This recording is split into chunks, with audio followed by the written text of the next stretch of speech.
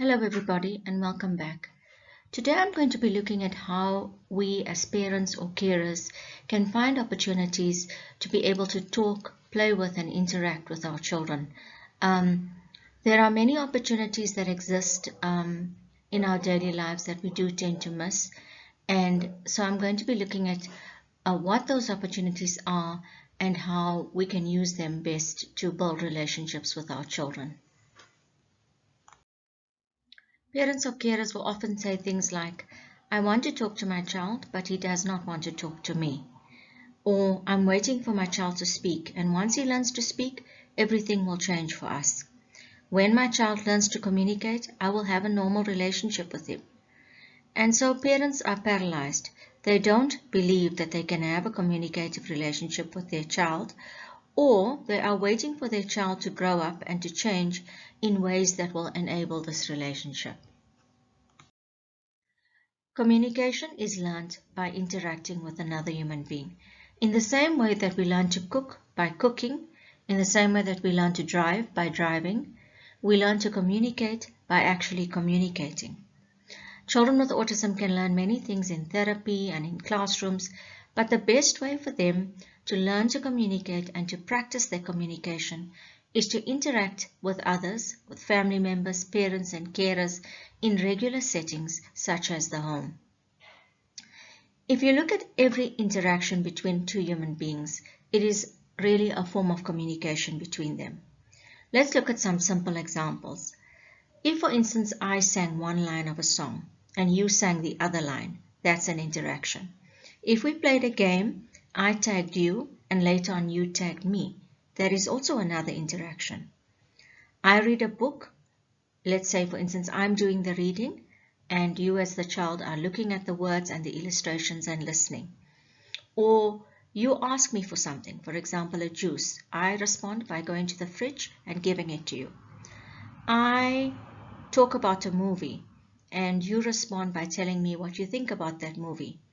We go outside for a walk, I point to a bird and you respond by actually looking at the bird.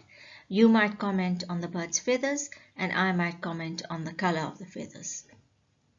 So if you look at things from this perspective, you will realize that there are actually hundreds, if not thousands of opportunities for us to communicate and interact with our children.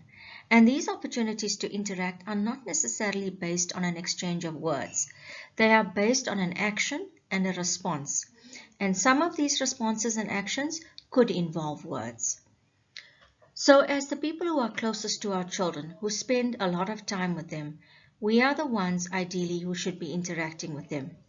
Children do learn many essential skills in speech therapy, occupational therapy, in ABA therapy, and in other behavioral interventions. But in truth, children will learn to communicate through the many occasions of interaction that occur in their daily lives between themselves, their family members, and carers. The more they communicate, the more they will learn to communicate and become comfortable with it. Dr. Stanley Greenspan, the creator of floor time therapy, said that we develop within relationships with our primary caregivers. This development progresses as a result of emotional exchanges between child and caregiver, or as floor time calls them, the circles of communication. Within a circle of communication, we have an initiation and a response. So if we look at this diagram here, we open the circle by initiating, and the circle then has to be closed by the person through a response. And that initiation, together with the response, makes for one circle of communication. So for example, a child puts up his hand and a parent gives him a high five. That's one circle. The hand being put up is the initiation. The parent responding by giving the high five is the response. And that in total makes one circle of communication. Or a parent praises a child's art and the child responds with a thanks or a smile. Or a child says vroom while playing with a toy car, and a parent responds by taking out another car and joining the game. One circle of communication can lead to many others. For example, if you praised your child's art and he said thank you, you could then continue by commenting on the flowers in his picture and he could respond by commenting on a house or a tree in that same picture. So when babies are learning to communicate, this is how it all begins, by a single initiation followed by a response, which can in turn lead to many more circles of communication.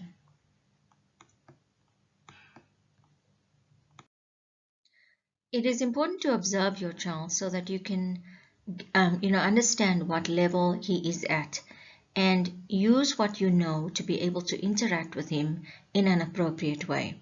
And when I say appropriate, I mean appropriate for his level of development. So many children with autism have developmental delays, and this means that their developmental age lags behind their chronological age.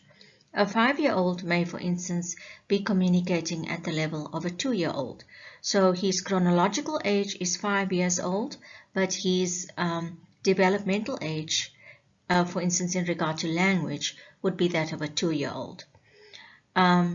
You could also have a child who's holding a doll, but doesn't engage in any pretend play, for example, feeding it or playing with it in imaginative ways.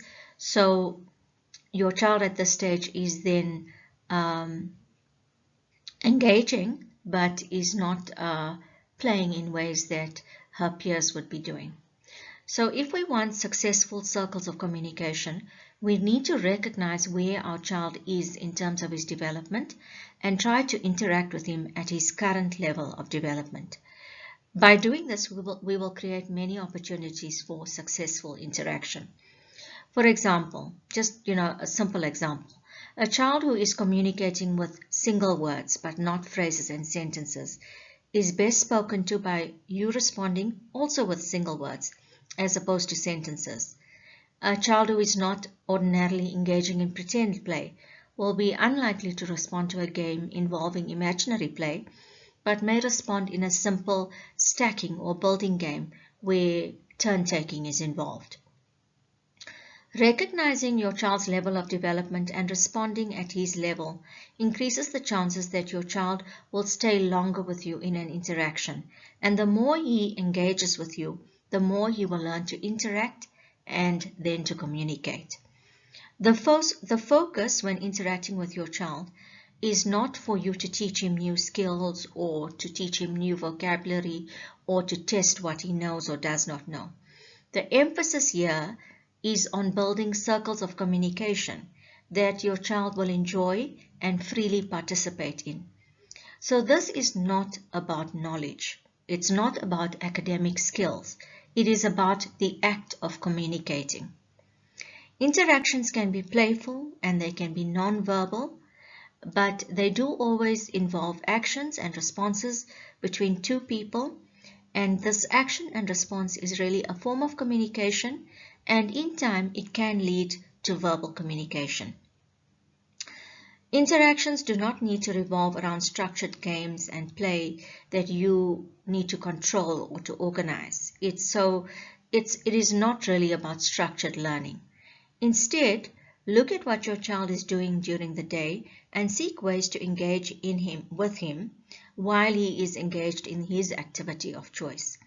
So this is about following his lead rather than seeking to control his activities and responses.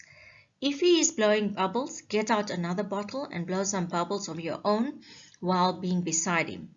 Or pop his bubble while saying the word pop. Or if he is kicking a ball, see if you can have a turn to kick the ball to him.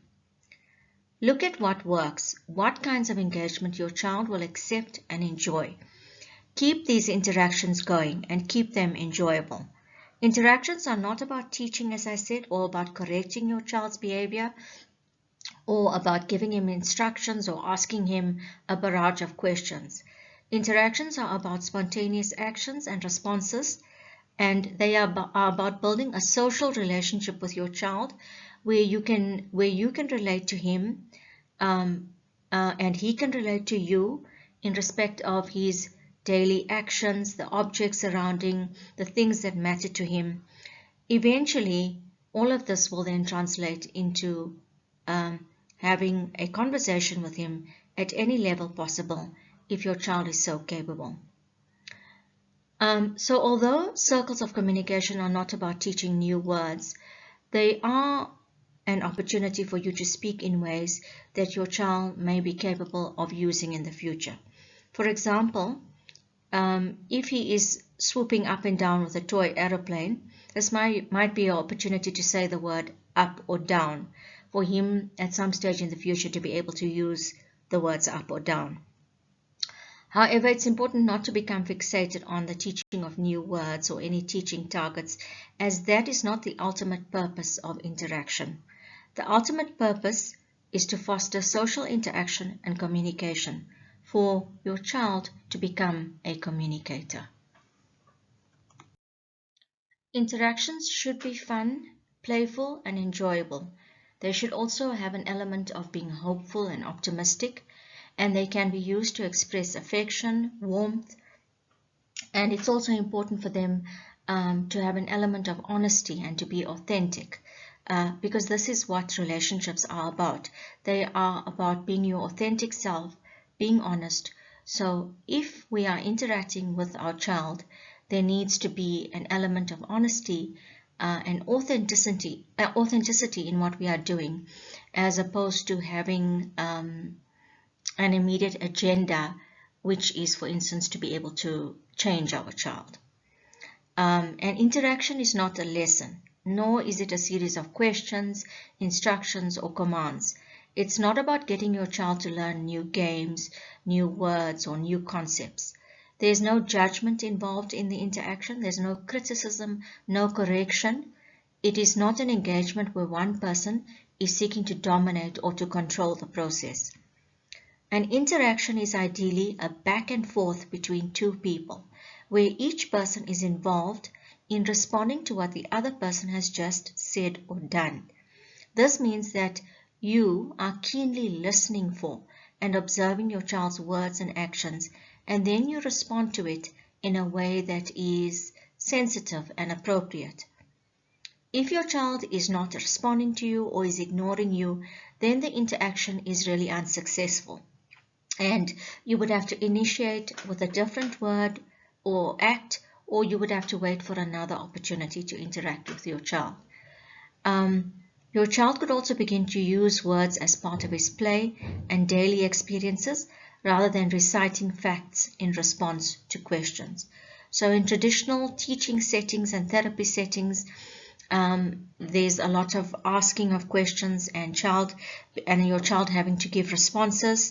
But the communication that we speak of here is about helping your child to use his words and knowledge to express himself in relation to his daily play and his daily experiences.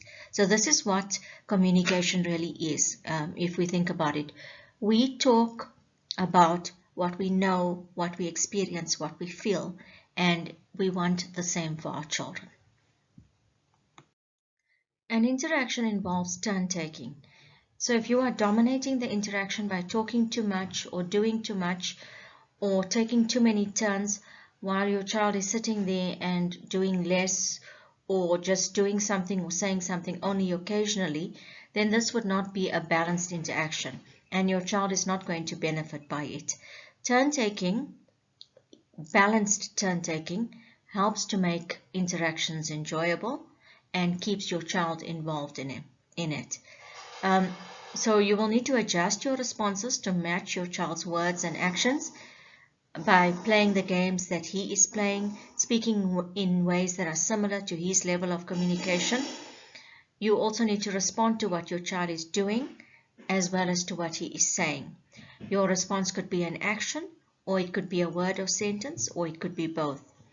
Single words spoken by your child require single word responses or very short phrases. A boisterous physical child wants more active physical play. A child who enjoys commenting or speaking must be spoken to in similar ways that might give him some ideas about how to expand his own communication. If your child plays, interacts, or communicates with you for longer periods of time, over time, so there's more and more interaction, and it is in respect of more topics, more activities, more games, more of his experiences, then this is a sign that he is achieving success in his attempts to communicate and to interact socially. And obviously it's also a sign that what you are doing is working. Practical examples of interaction. Let's assume your child is playing with a tea set, and play here refers to any use of a toy, even if it is not a conventional use. And let's say, for example, your child says the word tea.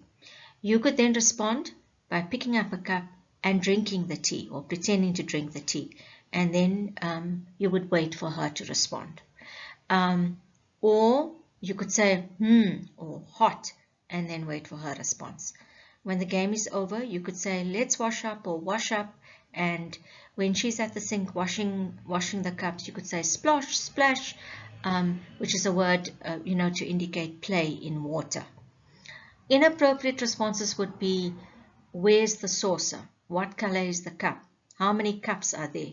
This approach of asking questions is appropriate for teaching, but it is not appropriate if you are trying to interact and communicate with your child. Here you will each take turns to act or speak, and you will be responding to each other. This becomes then an engagement. Let's assume your child is driving a car on the floor by pushing or wheeling it along, and you could respond by saying vroom or let's go. Or you could get another car and move it alongside his car, 2 cars on the road driving side by side. Or you could crash into his car or have a race with his car. All of this depends on your child, what he enjoys and what he will accept. Inappropriate responses would be, show me the steering wheel. How many wheels does it have? What color is daddy's car? Again, these kinds of questions in other settings would be okay, but in this setting of interaction, we are focusing on communication and not on any kind of lesson or teaching. So you are interacting and getting your child to respond to you by doing the same, and you are not teaching nor are you instructing. Here are some examples of dialogue. Kayla says, look at this cute pug, Mum, and she shows you a picture. You respond, ah, he's so cute, and she is having a pup cup. And you say, what's a pup cup? It's like an ice cream for dogs with cream. You get it at Starbucks. And you say, wow, he's a lucky dog. And she says, do you think that he's spoiled? And you say, maybe, a little. And she suggests, maybe we could get pup cups for our dogs. Shadow will gobble it all up. Now, here's an example of probably how the interaction should not be going. Look at this cute pug, Mum. Whose dog is this? Ashley Tisdale. Who's Ashley Tisdale? She's a celebrity. Kayla, why are you showing me this dog? I don't even know the celebrity. Kayla hesitates as if she has done something wrong. And then she says, I'm going to watch TV now. This kind of response does not encourage communication. In this second instance here, it's a missed opportunity to engage socially with your child. Some children are quite rigid in their patterns of behavior, and so they will not want anyone to join them. If this is the case, you will need to think carefully about how and when you are going to join your child. Also consider introducing new activities and topics of conversation that your child does not own or control, and that can involve you as a playing or a speaking partner. Some children use communication to talk only about their special interests, or they wish to manipulate or control conversations. These conversations will be one-sided and they can turn into monologues. And a monologue initiated by your child is not in his best interests. It is best not to submit to one-sided conversations, as your child will come to believe that this is how conversations work, and he will struggle or he will fail to seek to communicate with others. Don't respond to bad or negative behaviors, as they don't deserve lengthy communications. Communicating about a negative behavior or around it becomes a way for the child to perpetuate that negative behavior. So children will also not be able to participate in all conversations, and that's something we need to remember. Many conversations will be beyond their understanding. Many games will be the type of games that they are not able to participate in, depending on what the subject matter that is involved. My advice is that you help them to get into interactions and games and play and conversations that they do have the ability to participate in some way, and also to enjoy. Children with autism will tend to come off as different or odd when playing with others or engaged in conversation. This is because autism is a social disability, and children with autism do struggle with things like eye contact, reading other people's gestures, understanding their emotions and beliefs and intentions. So their abilities in this regard can improve with exposure and practice over time, but the core deficits within autism when it comes to social interaction will remain. Two useful books for learning how to talk and play with your child are Dr. Stanley Greenspan's Engaging Autism and Dr. James McDonald's Communicating Partners. Communicating Partners is probably the most helpful book that I have ever read in terms of its insights and its ability to guide and help parents who are seeking to communicate and interact with their autistic child. It is filled with hundreds of examples that apply to children on various ends of the spectrum. The book is written by Dr. McDonald, who was a professor of speech and language pathology and developmental disabilities at Ohio State University, and he had decades of experience in helping children with speech and developmental delays, and in fact shared all of it in this book. So I think it is a very useful reference. Thank you for listening, and I hope that what I have shared here will be of value to you. Don't forget to like and subscribe if you would like more useful and practical information on raising a child with autism. Goodbye.